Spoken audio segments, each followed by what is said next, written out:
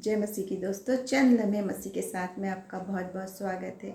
आज सुबह हम इस बात पर गौर करेंगे जो कई बार सवाल आपके और मेरे मन में आता है कि हम कई बार देखते हैं कि कुछ लोगों में या कभी हम स्वयं में महसूस करते हैं कि जो प्रभु का अभिषेक था, जो प्रभु का बहुत ज़्यादा भरपूरी से आशीष थी और अनुग्रह था, वो कई बार हम देखते हैं कि हमारी ज़िंदगी में हम कहीं अपनी किन रुकावटों से, किन कमियों से पीछे छोड़ देते हैं, या वो धीरे धीरे कम होता जाता है या कम होने लगता है या ख़त्म भी हो जाता है बहुत लोगों में। क्यों? वचन हमें क्या बताता है, जिसको हम ये कह सकते हैं आत्मिक अकाल पड़ना। जैसे जब संसार में भोजन का, अनाज का अकाल पड़ता है तो हम मरने लगते हैं, वैसी आत्मिक अकाल पड़ना जब उस अनॉइंटिंग का, उमड़ते हुए नए ताज़ा अभिषेक का अकाल पड़ने लगता है, वो क्यों है?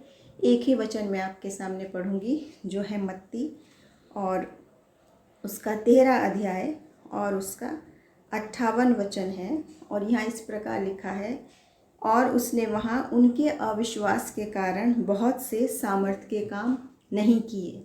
इससे पहले ये बात है, यीशु मसीह की बात है कि उनके अविश्वास के कारण सामर्थ के काम नहीं किए।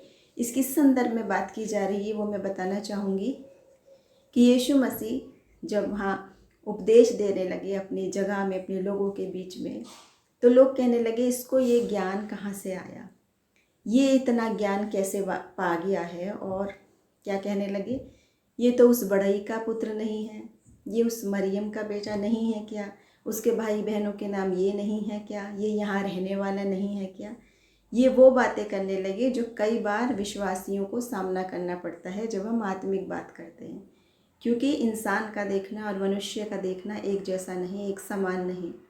तो परमेश्वर की जब हम आत्मिक बातें कहते हैं तो दुनिया के लोग दुनियावी नज़रों से देख के समझ रहे हैं, वो ये नहीं समझ रहे यीशु मसीह क्या है, उसकी वास्तविकता क्या है, उसका अनुग्रह क्या है, वो कौन है जो आपसे बात कर रहा है, वो कौन है? वो स्वयं यीशु मसीह है। आसमान और ज़मीन का अधिकार जिसको दिया गया वो है बात कर रहा। लेकिन ये मनुष्य अपना ज्ञान जो बखानने लगे, जो सोचते थे हमें शास्त्रों का बहुत ज्ञान है, धर्म का, रीति रिवाजों का हमको बहुत ज्ञान है, वो स्वयं यीशु मसीह को कहने लगे कि या वो नहीं, क्या ये वो नहीं। जबकि उसके साथ रहते थे, उन्होंने उसका जीवन, उसका चलना बैठना उठना सब कुछ देखा था और जाना था और समझा था।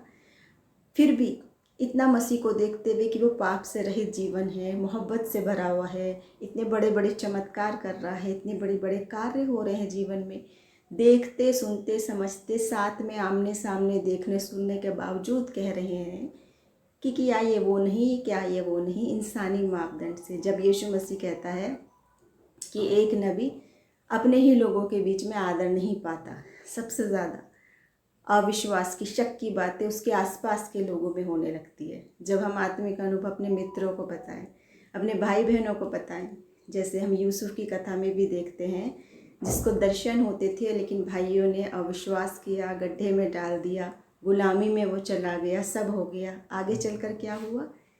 आत्मिक अकाल की तरह ही एक वहाँ पे वर्णन है, एक समझाई गई बात है कि वहाँ तो अनाज का अकाल पड़ गया और ये लोग जिन्होंने धोखा दिया, जिन्होंने धक्का दिया था, वो स्वयं मुसीबत में फंस गए और मांगने उसी के पास जा रहे हैं जिसको धक्का दिया। ऐसे ही आत्मिक अकाल भी होता है। ये एक सिंबल है, एक चिन्ह के तौर पे बताया गया है। जब हम अविश्वास करते हैं तो यीशु मसीह ने क्या करा? लिखा है, उस जगह अधिक आश्चर्यकर्म नहीं करे उनके अविश्वास के कारण। मसीह तो सब जगह करना चाहते हैं, उसकी मोहब्बत सब के लिए है, मुफ्त है, बेपनाह है, प्रत्येक के लिए, सारी मानव जाति से कोई बंधन नहीं, कोई रुकावट नहीं। लेकिन उनके अविश्वास के कारण ऐसा हुआ। यूसुफ की कथा में भी उसके भाइयों के अविश्वास के कारण, उनकी ईर्ष्या और ढा के कारण ऐसा हुआ कि उन पर यह अकाल पड़ा। तो आज परमेश्वर चाहता है कि उसके जो आत्मिक अनुभव हैं, जिसके बारे में वचन बताता है कि आत्मिक वरदानों से भरपूर रहो, वो सब आत्मा के वरदान हम पालें और शक ना करें, तो उमड़ता हुआ ताज़ा अभिषेक प्रभु का हमें प्रतिदिन जो चाहिए उसमें हम बढ़ते चले जाएंगे और अनुग्रह कम नहीं बल्कि बढ़ता जाएगा। आज के वचन के ज़रिए प्रभु हम सबको आशीष दे। जय मसीह की।